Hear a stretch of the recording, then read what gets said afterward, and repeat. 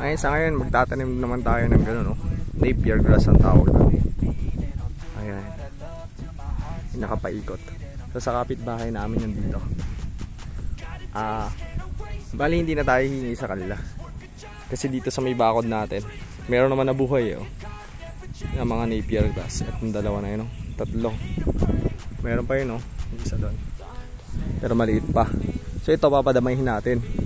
So magtatanim tayo ngayon ng napier na ganito. So makikita nyo yung napier na to. Nasugaan kasi ito ng kalabaw, eh. Kaya ganito itsura. Ayan. So itong napier na to paparamihin natin to. Medyo papataasin pa natin. So doon tayo kukuha. Yun, oh. Yung malaki na yun. Doon tayo kukuha ng binhi niya. So let's go. So andito na tayo. Nilinisan muna natin siya bago natin siya kunan ng pinakabinhi niya. Kung makikita nyo may mga bago siyang usbong, itong ayan. So ang kukunin natin dito yung mga magugulang na, yung ganito, yung mga ganyan, yung may mga sanga-sanga na ganito. Ipupuno lang natin yung kuha para pag nagsaringit siya dun ulit sa puno. Okay, so ilang puno ba to? Isa. Then eto, dalawa, tatlo, apat na puno to, eh. Eto, apat na puno yung kukunan natin.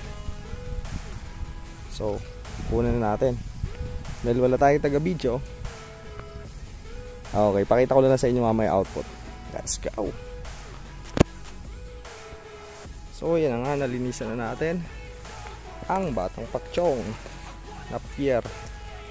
Okay, so ito na yung ating nakuha, oh. Makikita nyo siya, ready to kuha na siya, oh, kasi may ugat na, eh. Yung mga kuha niya, pwede na siyang itanim kaagad. Ayan, so tapos na natin siyang ikat. So ang cut natin ay ganito, bali dalawang nodes yung tinitira natin. Then sa gitna ng bawat kuha, doon natin siya kinakat. Ayan siya, oh. Saan ba maganda example? So yan, oh, puro tigda dalawa ang cut natin. So ang pinangkat ko lang ay yung ganito.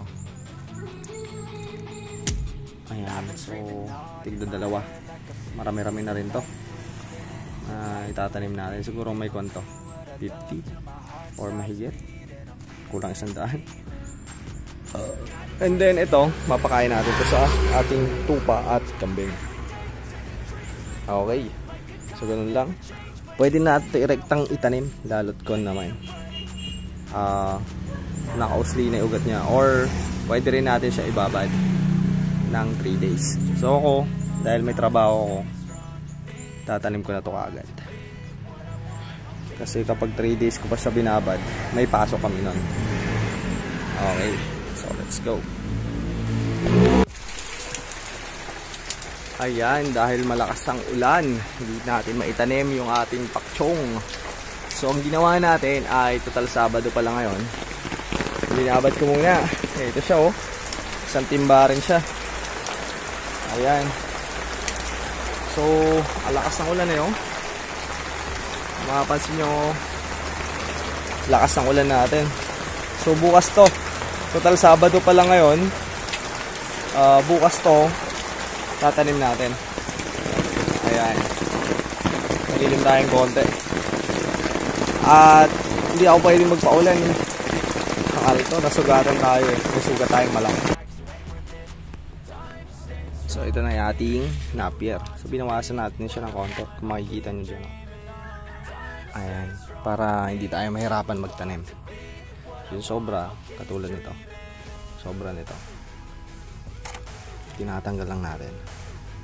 Ayan, sobrang haba kasi pahiga ko siya, itatanim, eh. Ayan, so ganito. Ayun, ganun lang. So taka naman. Ayan, dahil masukal, tatabasan muna natin ating tataniman. Okay, so ito yung tatabasan natin, oh. Yung paligid na yan hanggang doon sa mangga. Okay, tabasan muna natin. Let's go! So yan, Natabasan na natin. Ito na ating mahiwagang bareta. Magbabareta muna tayo. Bali ang unahin natin guys ay yung puro bakod lang muna. Itong pagitan na to. Sa kaipilan namin, yung pagitan ng ipil saka nung ito, pinagpapastolan ng mga kambing. So yun muna ang mga titiradahin natin. Okay, so yun yung ating itatanim. So 1 metro lang. Okay, kasi nadaanan to ng bagyo last time eh. Kaya ganito, medyo batuhan yung lupa. So dito, yung parting kalupaan na ayan, yung nadaanan saka yung kalupaan, doon ko siya tatanim. Okay, so umpisahan na dito. Ayan, wala tayong taga bicho, kaya walang yung walang may tatanim nyo lang yung pangalan nito. 1 metro lang ang layo. Yung tipong may tatanim yung kwan guys, yung ating nakahiga, pahigaan tanim natin. Ayan, babaritaan ko lang natin muna. Ayan, kasi mabilis naman bumulas yun eh.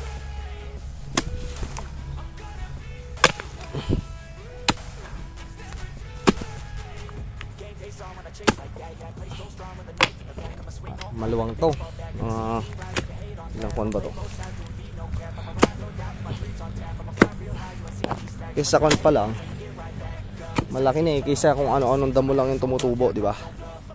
Maganda na. Taniman na natin ng kinakain ng hayop. Tatabunan lang natin mamaya.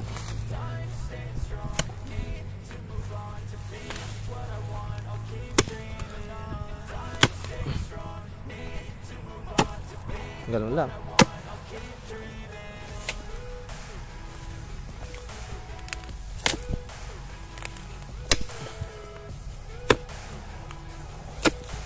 Dinatansya ko lang yung 1 metro niya. Ouch. Ano pa yung ating sugat?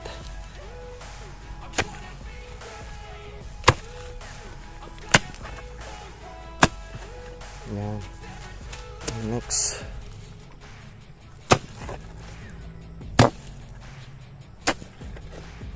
Yun o. Yun natin mama ilalaglag.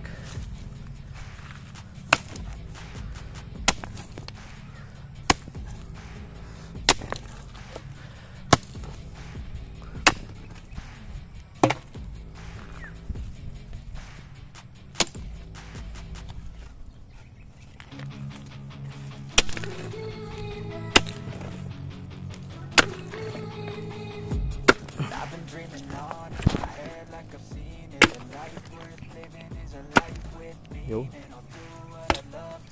Medyo nahihirapan lang tayo magbareta kasi syempre 1 kamay lang gumagana eh. Taga video yung 1 kamay.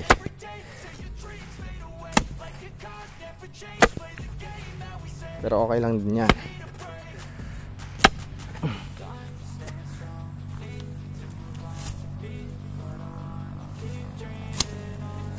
So malambot to. Medyo batuhan nga lang pala to, itong part na to. Pero doon sa may party doon, kwento, kalupaan na. Oops. Ito pinagtanggalan ng bayog to eh. Kaya maraming bayog. Oops, yeah.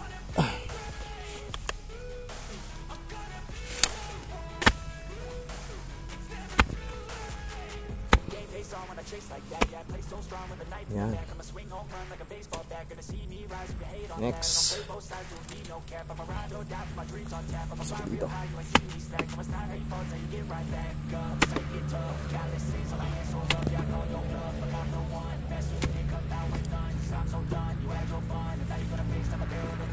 Okay, next naman natin.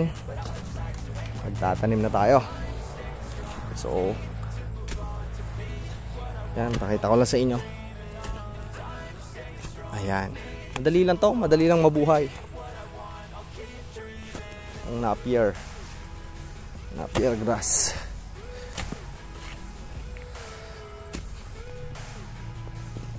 So ayun na guys, ang ating Napier grass.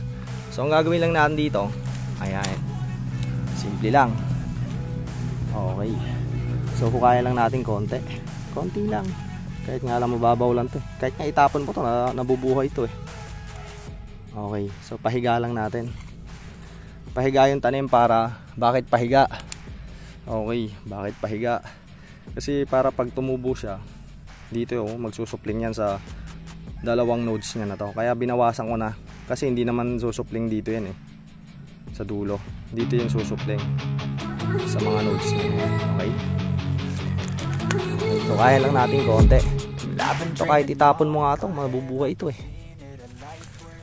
Madali lang mabuhay ito. Ayan. So ganun lang magtanim ng Napier grass. Sobrang dali. Edi basic. Ayan. Ano? Kasi kapag nag-ugat na yan, malakas mag-ugat yan. Yeah.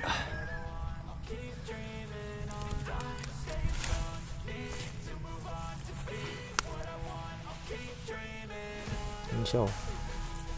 Diba? Dali lang.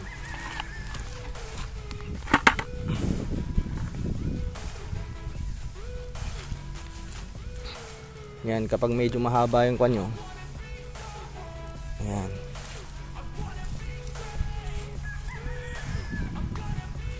Maambon na. Ano naman? Ayan. Oops, matapon. Ayan.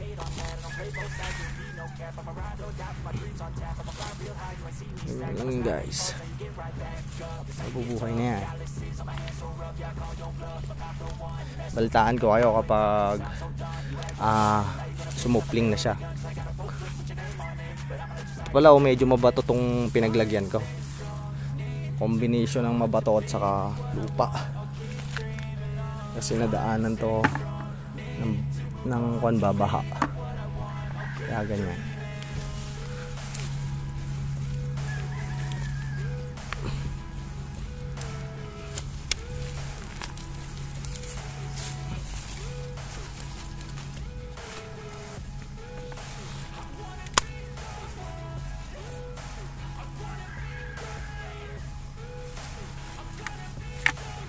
Yan.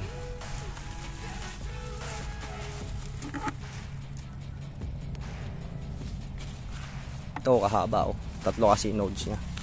Dito natin siya ilagay. Sa medyo mahaba rin. Yun. Sakto.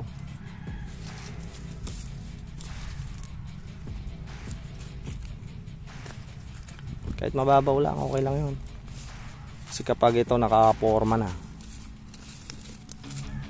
sure to. Papalag na to. So ay update ko kayo kapag